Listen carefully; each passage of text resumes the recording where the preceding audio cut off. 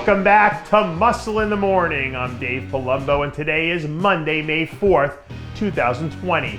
Let's find out what's going on in the world of bodybuilding and fitness.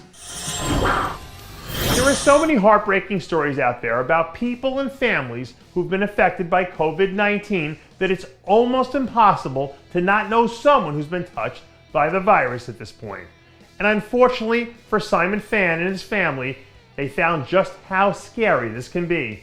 Simon is a former national level bodybuilder in the UK who is in the process of recovering from a 3-week stint in the ICU, where he spent the last 3 weeks fighting for his life, hooked to a ventilator and in a coma. According to Simon's wife, Christy, he's out of the ICU now and in the recovery ward. But he will need to learn how to walk once again, which lets you know how serious this was, considering that we're talking about a guy who never trained less than 5 days a week. That being said, I'm told that Simon is on the road to recovery and getting better every day. So I wanted to send out a get well soon shout to Simon and his family. Keep fighting the good fight, big guy. We'll pull it for you. I know bodybuilding isn't a team sport, but if I were building a franchise, Derek Lunsford would be a guy I'd want in my locker room. Last weekend I saw a clip of Derek knocking out a heavy set of T-bar rows where I thought he looked every bit 250 pounds. Over the last year or so, Derek's put on a lot of size and a lot of quality muscle, which I think he's done a pretty good job with.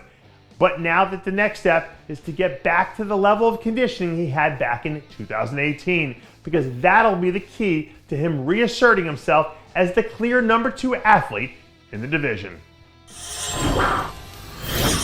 I want to start off this segment with a quote from one of my new favorite authors, Nassim Taleb. If you have earned your self-respect, respect by others is a luxury. If you haven't, respect by others is a necessity. But when you're Phil Heath, who's a 7-time Olympia champ and one of the greatest to ever do it, wouldn't you think that any love you get from this point on is just, well, icing on the cake? Phil's been literally and figuratively keeping up appearances over the last few weeks by sprinkling in a bunch of training content along his social media platforms, which keeps adding fuel to the fire of the Phil Heath 2020 comeback rumors. I'm not going to sit here and speculate, but I will say this. For someone who hasn't announced plans to compete, he sure does seem to be putting in a lot of sweat equity now, doesn't he? If you work in the media, you're dealing in one or two things, information or entertainment. But luckily for us, today Patrick Moore is here to provide a little bit of both. A few days ago, Patrick announced that he was about to turn up the heat on his next phase of his 2020 plans, which I assume means that he's all in for the Olympia.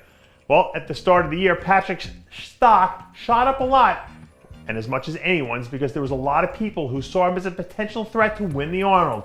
And even though things didn't play out that way, I still think he has a lot left in the tank. And when a guy with his talent comes in under the radar, 9 times out of 10 it ends up with someone getting their feelings seriously hurt.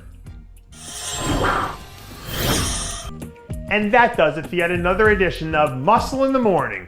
I'm Dave Palumbo, reminding you to always be true to your passions. And make sure to follow us on Facebook, Twitter, and Instagram.